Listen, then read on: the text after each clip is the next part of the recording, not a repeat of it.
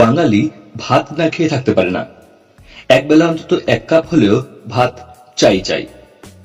রোগা হতে এখন অনেকেই কার্বোহাইড্রেট যেমন ভাত বা রুটি খাওয়া বন্ধ করেছেন বা তার পরিমাণ কমিয়েছেন। তবুও পাতে ভাত না হলে ঠিক মন ভরে না। এখন যদি মনে হয় দ্রুত ওজন কমাতে ভাত খাওয়া একেবারেই বন্ধ করে দেবেন, তাহলে 1 মাসের জন্য পরীক্ষা করে দেখতে পারেন। 1 মাস যদি ভাত খাওয়া পুরোপুরি বন্ধ করে দেওয়া হয়, তাহলে শরীরে কি কি বদল আসবে, কতটা লাভ হবে, ক্ষতি বা কতটা হবে, চলুন জেনে নেওয়া যাক। 1 মাস ভাত না খেলে কি লাভ হবে? টানা 1 মাস ভাত না খেলে ক্যালোরির মাত্রা কমবে, গ্লাইকোজেন কমে ওজন কমবে খুব তাড়াতাড়ি। ভাতের গ্লাইসেমিক ইন্ডেক্স খুব বেশি। 1 মাসের জন্য ভাত খাওয়া ছাড়লে রক্তে শর্করার মাত্রা নিয়ন্ত্রিত হবে।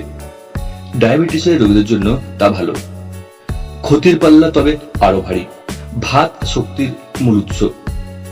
একেবারে খাওয়া বন্ধ করে দিলে ওজন তো কমবে, তবে তা সমানুপাতিকভাবে নয়। শরীর ভাঙতে থাকবে, মাথা ঘোরা, মাথা ব্যথা, ক্লান্তি ভাব, দুর্বলতা ইত্যাদি বেড়ে যাবে। ভাত হজমের জন্য ভালো। কেউ যদি হঠাৎ করে ভাত খাওয়া বন্ধ করে দেন ও বদলে সহজপাচ্য কিছু না খেয়ে ফলমূল বা মাছ মাংস খাওয়া শুরু করে দেন, তাহলে বিপাক ক্রিয়ার হার কমবে। এতে অম্বলের সমস্যা বাড়তে পারে, কোষ্ঠকাঠিন্যের সমস্যাও বাড়বে। ভাতে কিছু গুরুত্বপূর্ণ ভিটামিন ও খনিজ থাকে, যেমন ভিটামিন B1, B3 এবং আয়রন। ভাত না খেলে এইসব ভিটামিন ও খনিজের ঘাটতি হতে পারে, ফলে পেশির শক্তিও কমে যাবে। কার্বোহাইড্রেট কিন্তু মস্তিষ্কের জন্য খুবই গুরুত্বপূর্ণ। কার্বোহাইড্রেট মস্তিষ্কের জন্য প্রয়োজনীয় গ্লুকোজ সরবরাহ করে, যা মনোযোগ, স্মৃতিশক্তির জন্য খুবই জরুরি। যদি তা একেবারেই খাওয়া বন্ধ করে দেওয়া হয়, তাহলে গভীর প্রভাব পড়বে মস্তিষ্কে। মনোসংযোগ কমবে, স্মৃতিশক্তি দুর্বল থাকবে, ঘন ঘন মেজাজ বদলাবে, স্ট্রেস হরমোনের ক্ষরণ বেড়ে যাবে। ভাতের বদলে কি কি খেতে পারেন? পুষ্টিবিদ শম্পা চক্রবর্তী জানাচ্ছেন, ভাত খাওয়া হঠাৎ বন্ধ না করে এর পরিমাণ কমিয়ে দেওয়া যেতে পারে।